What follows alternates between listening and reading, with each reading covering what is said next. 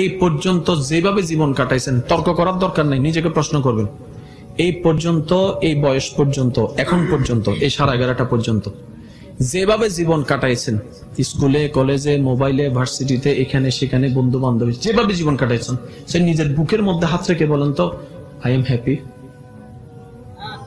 একজন বলেন I am happy.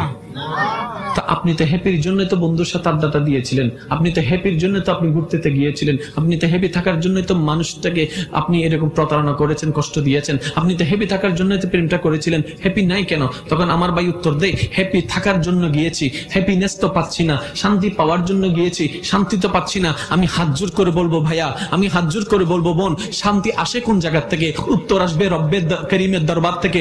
শান্তি আসে কোন জায়গা থেকে? বলে যে আল্লাহর দরবার থেকে। একবার নিজেকে প্রশ্ন করেন, যে শান্তির তালাশে আপনি আছেন, সেই শান্তি যদি রবের সাথে, রবের দরবার থেকে আসে, সেই শান্তি যদি রবের দরবার থেকে আসে, আপনার সাথে আপনার রবের কানেকশনটা আছে তো? আপনার সাথে আপনার রবের সম্পর্কটা আছে তো? আপনার সাথে আপনার রবের মহব্বতের সম্পর্ক আছে তো? একবার প্রশ্ন করেন, উত্তর দিবে অন্তর। ও কানেকশন তো নাই, তো কানেকশন যদি শান্তি দাতার সাথে না থাকে, সারা দুনিয়া খুঁজলেও তো শান্তি পাওয়া যাবে না।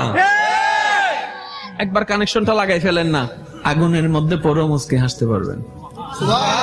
একটু খেয়াল করেন, এই জায়গার মাটি, আম দেন আম গাছ, জাম দেন জাম গাছ, আগ দেন আগ গাছ, দান দেন দান গাছ, মাটি মাটি।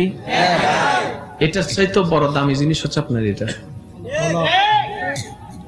এটাতে যা বীজ দাফন করার দিতে পারবেন, যদি সেটা আল্লাহর পছন্দের হয়, সবগুলা নূরের বীজ হয়ে। কিন্তু আপনি আমি ভুল করছি কি, এখানে এই জায়গাটার মধ্যে কি রাখতেছি? ওনাকে। I love you, you are my darling, ওইটা ওনাকে, ওনার বান্ধবীকে, ফেসবুক ফ্রেন্ডকে, রাস্তায় দেখছি যে ওইটাকে, তারপরে হিংসাকে, লোভকে, অশ্লীলতাকে, গানকে, মুভিকে। রব বলে শান্তি পাওয়ার জায়গা মন, তুই তো সব শয়তানের প্রোডাক্ট ঢুকাই রাখছস, শান্তি কেমনে পাবি?